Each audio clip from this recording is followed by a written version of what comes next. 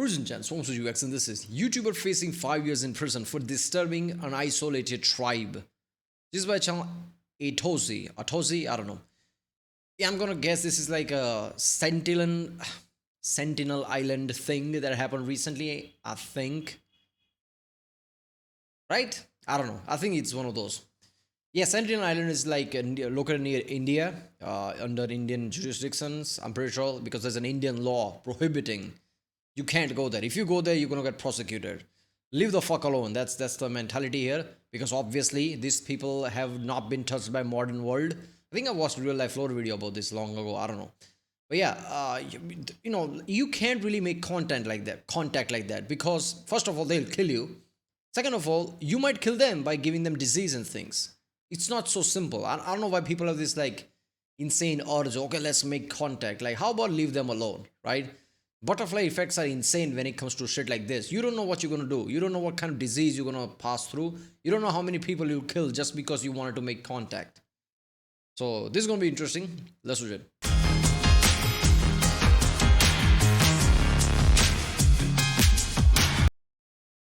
This YouTuber has just been arrested and is facing 5 years in prison after disturbing a restricted island and violating international law, all to film content and leave this ancient remote tribe a can of Coke. Ladies and gentlemen, we might have a new contender for the Hall of Fame of complete morons. An American tourist has been arrested for allegedly traveling to a restricted reserve on a remote island and leaving behind a can of Coke as an offering for the world's most isolated tribe to try.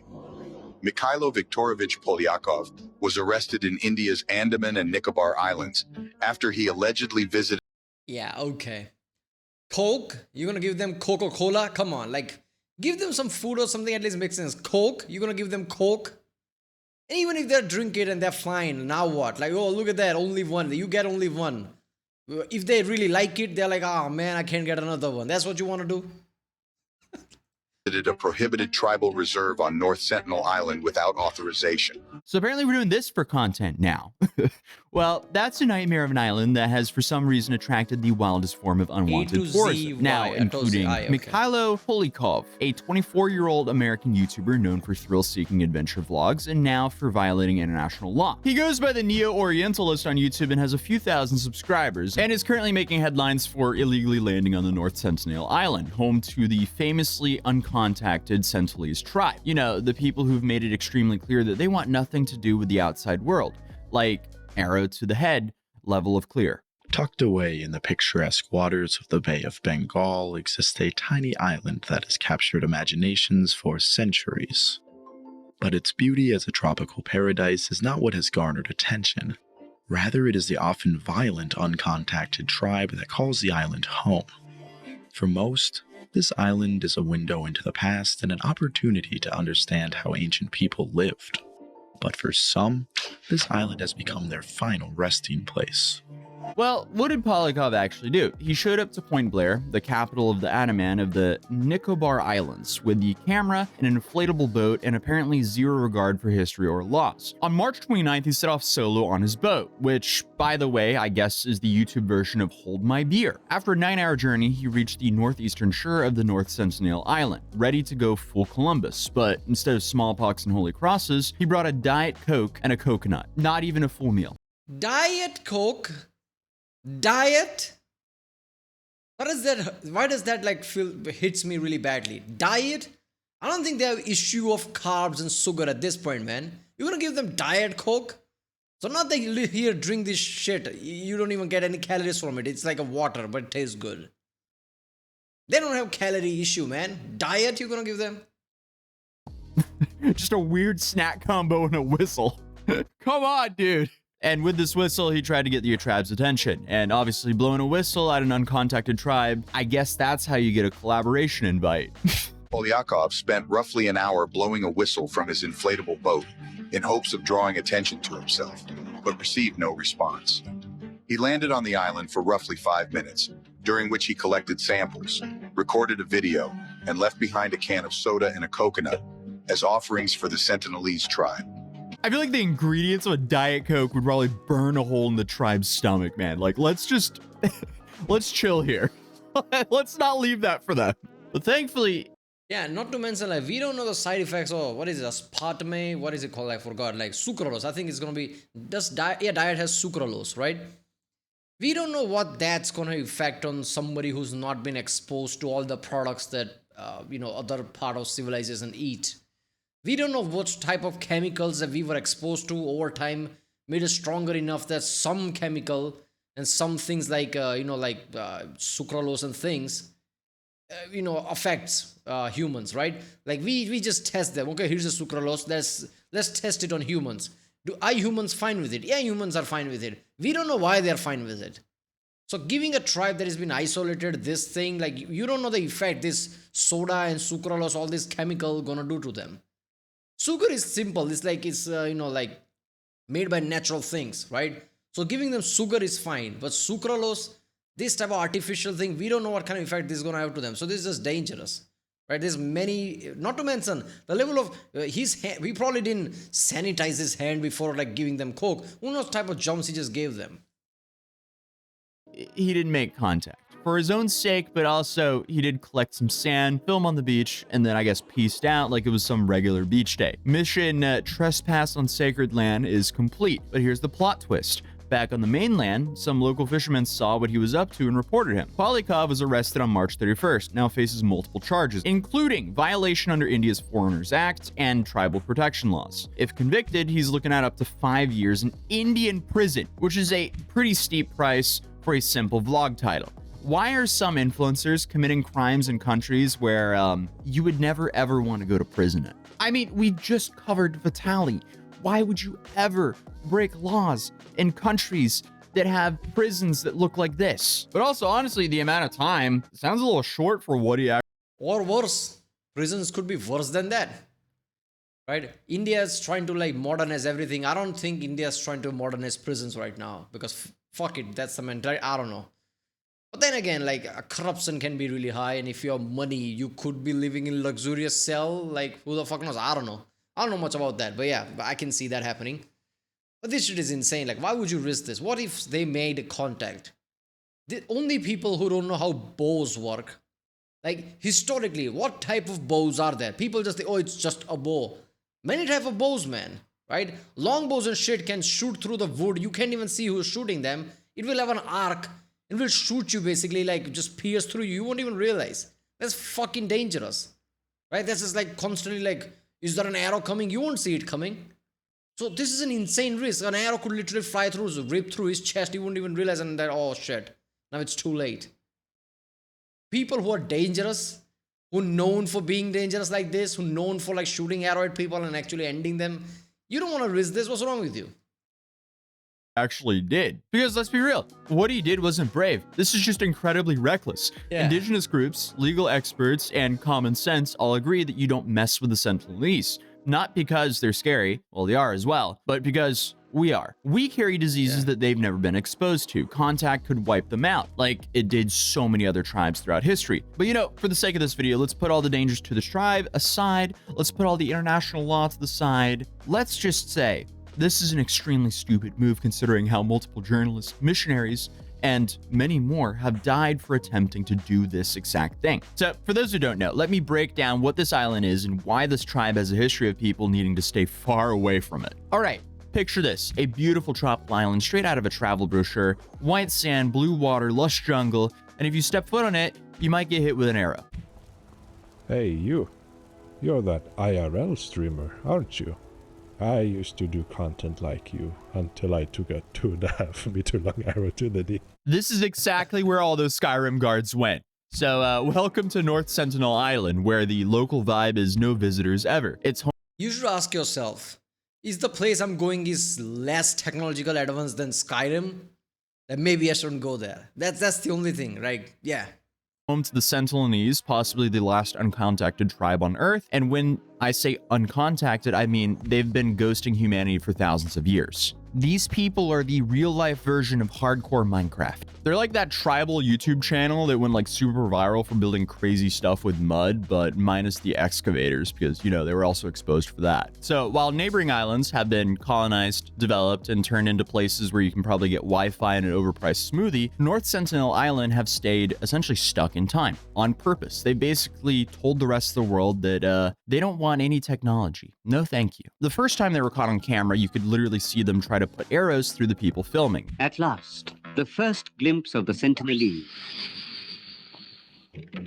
This tribe believes in total isolation.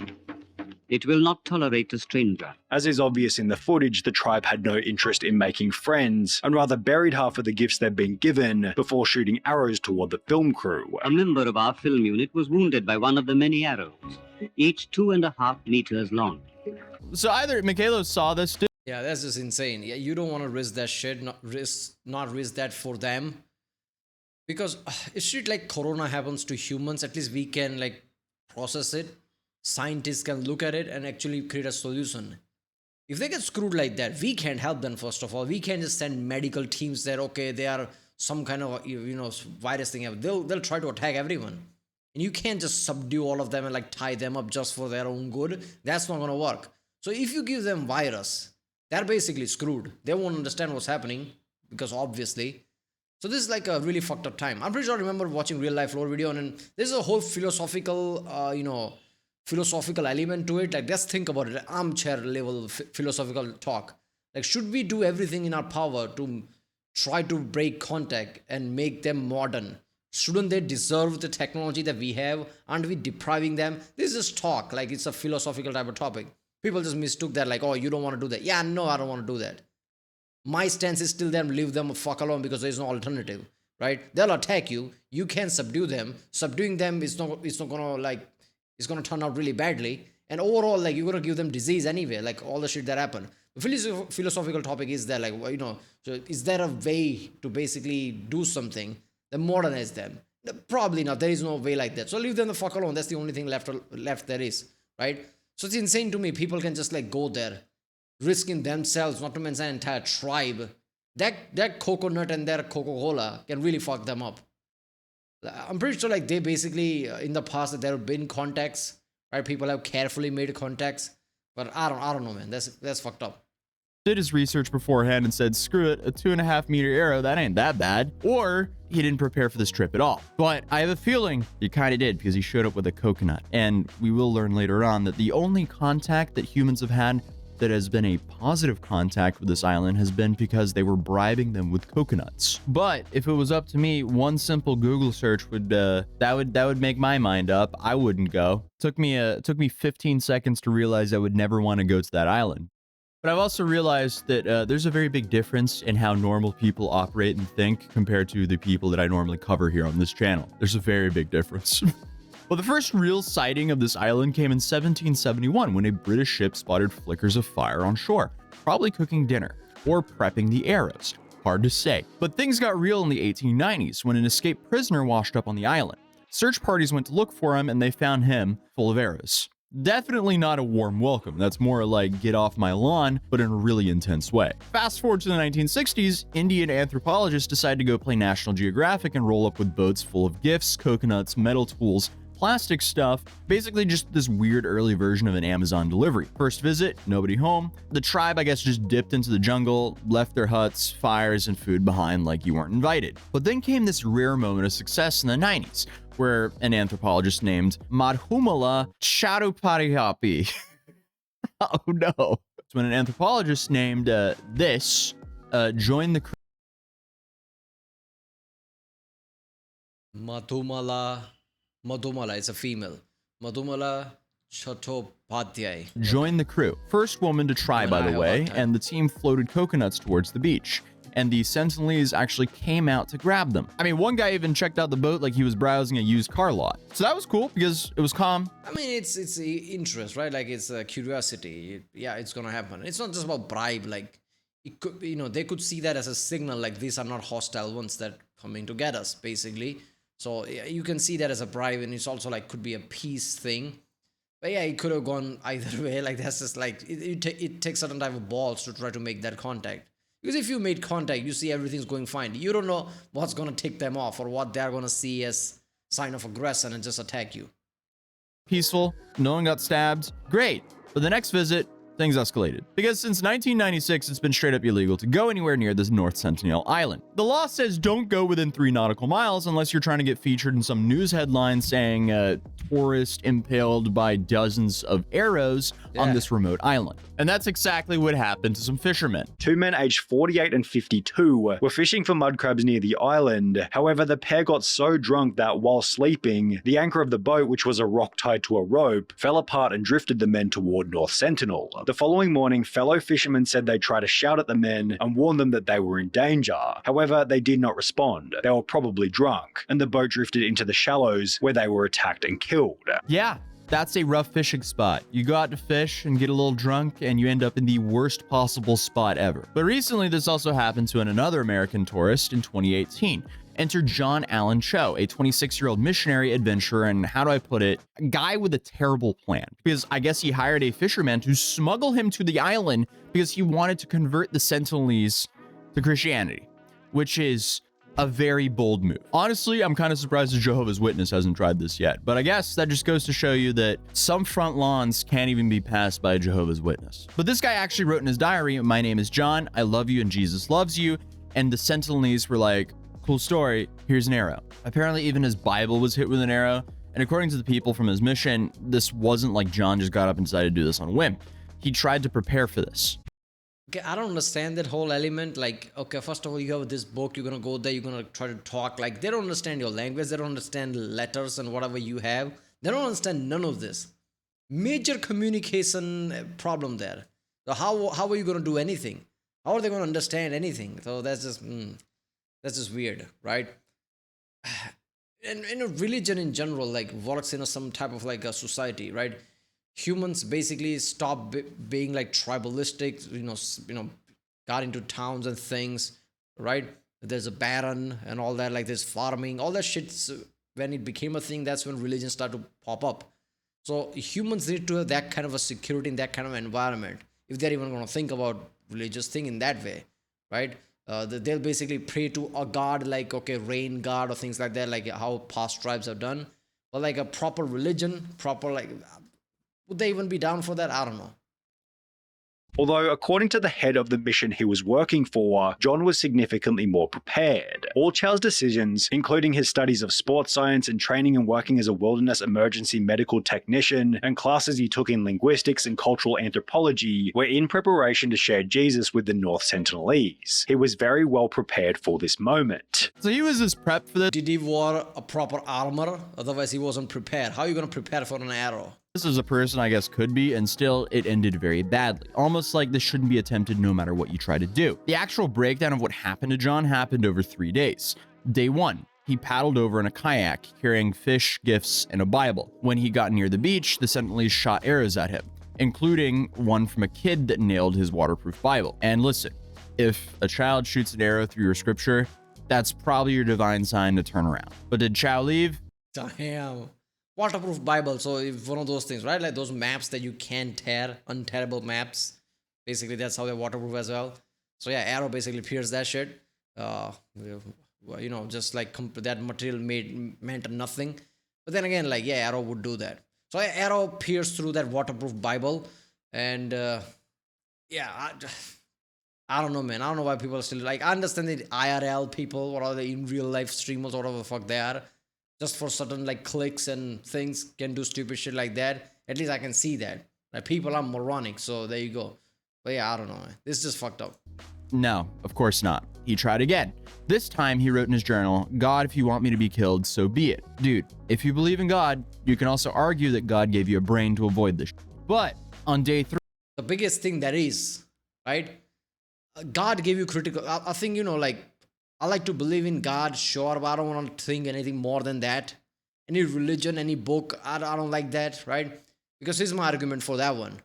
God gave you brain, God gave you critical thinking. If you have critical thinking, you can't have faith. Just have faith, that's anti-critical thinking. How would God give you critical thinking if God just wanted to have faith? So that implies maybe these religions and these books are not real. If there is a God, God doesn't want you to think about gods and just like do your thing. That's why you were put on this earth. Right? So all religion like has this kind of flaws when you think about it. Like, oh, just have faith. Why did God give me critical thinking if that's the case? 3. The fisherman watched from a distance as the Sentinels dragged his body across the sand and buried it. John Allen Chau was killed, just like nearly every person before him who tried to enter this island without permission. So, why all the secrecy? Why the arrows? Well, again, beyond protecting their culture, there's a very real risk. The Sentinels have zero immunity to common diseases, and even a cold could wipe them out. So yes, going there could literally be fatal to them and to you. I mean, even a Diet Coke could kill them, but I don't know. The point is, none of us know. A random YouTuber like Mikalo for sure doesn't know. And at the end of the day, North Sentinel isn't a lost island. It's not a mystery to solve. Yeah. It's a community that just wants to be left alone. And honestly, just kind of respect that. Now let's be real. If the first 5 arrows landing right next to you won't, maybe the 6th will. Now, Mikalo is currently detained in India and is due back in court on April 17th. But honestly, this was the best case scenario for something as stupid as this because he didn't actually manage to make contact with them. He got arrested instead of dying in some horrific way, and he will likely get to enjoy the rest of his life without it ending with like 80 million arrows in himself. But guys with live streams and cameras, we gotta chill.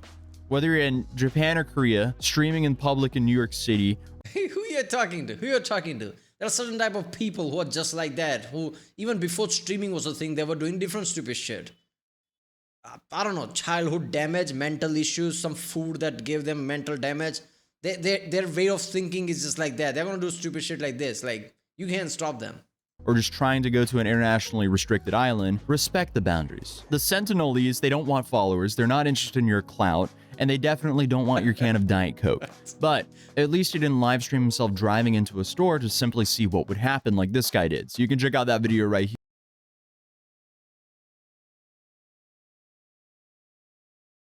He drew into store just to see what happened. What if there was a kid behind that front?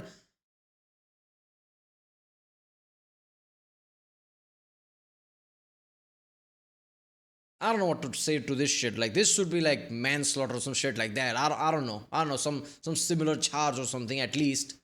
Right? One can make argument. What if there was a kid inside there? What if there was somebody behind some obstruction that you can't see and you just drove through that shit? What is even this? My brain seriously can't process it. What is even that? I want to see what happens for streaming. I'm going to drive through a store. What the fuck you on about? That nearly pissed. I don't know. Like, this just ruined my day almost. I hate this shit. But okay. Yeah, somebody just went through, like a Sentinel armor island and now like 5 years in prison. Makes sense. But in India, if depends on what jail it goes, like, I don't know where corruption is high or whatever. It's a democratic country, right? It's not some authoritarian country where like, yeah, it's all militarized. So maybe even with a shitty jail, if he has money, which I'm guessing he must for India at least, yeah, he must be somewhat famous at least. I don't know. He'll be fine if he has money. I don't fucking know. But yeah. Alright, well, if you like my next one, don't forget to subscribe and I'll see you next time.